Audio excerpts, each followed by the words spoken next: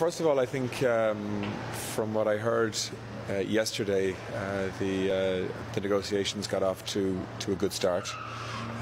From an Irish point of view, it's really important that Ireland and Irish issues are prioritised, and clearly they were yesterday.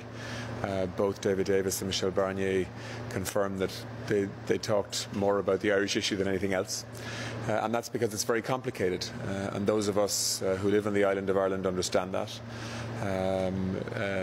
When the United Kingdom leaves the European Union, that has a significant and deep impact on Ireland and on the island of Ireland, on the peace process between North and South, on the institutions in Northern Ireland and their relationship with Ireland and the UK. But most importantly, we have spent the last 20 or 30 years trying to create a normalisation of the relationship North and South on the island of Ireland, trying to make a peace process work and stick, trying to build faith between communities on a cross-border basis. And the number one priority for me as a Foreign Minister in the context of Brexit is to make sure that any final deal that is done confirming the UK's leaving of the European Union protects the peace process on the island of Ireland, protects the Good Friday Agreement, which of course is an internationally recognised treaty, and can maintain the kind of momentum that so many people have worked so hard to build North and South on the island of Ireland. So to hear Michel Barnier speak about that and the need to protect the peace process, and that being confirmed by David Davis, I think was encouraging.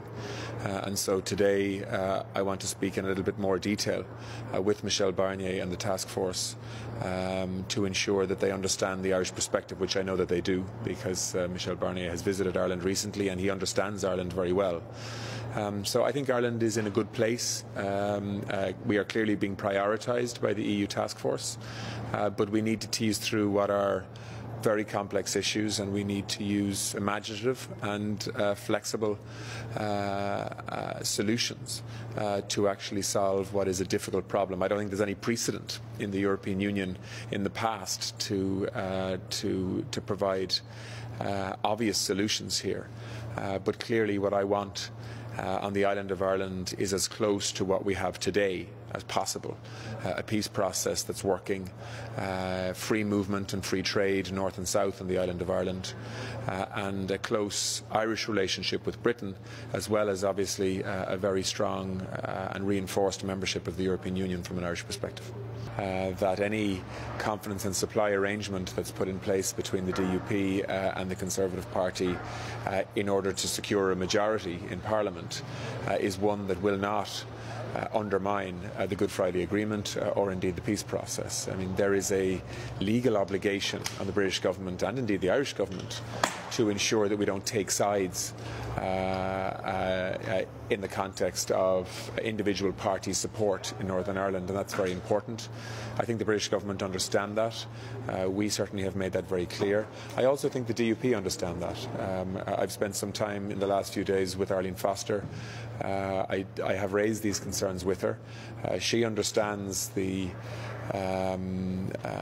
vulnerabilities of the peace process more than most, and I am confident that the DUP in their negotiations will be focusing on essentially a financial package for Northern Ireland, which will be good for all parties there and good for devolved government when we get it back up and running, and that it won't be focused on compromising issues that relate to the Good Friday Agreement.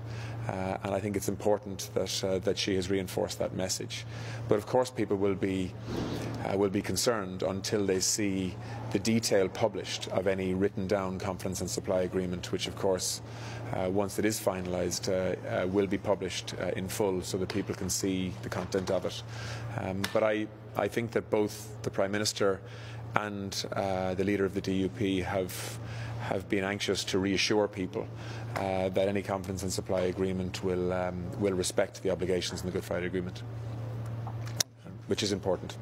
And if it were otherwise, we of course would have a real problem with it. But I think that reassurance has been credible in recent days, and I think we'll see the manifestation of that in the next few days. Okay. Thank you very much. Thanks very much. Thank you.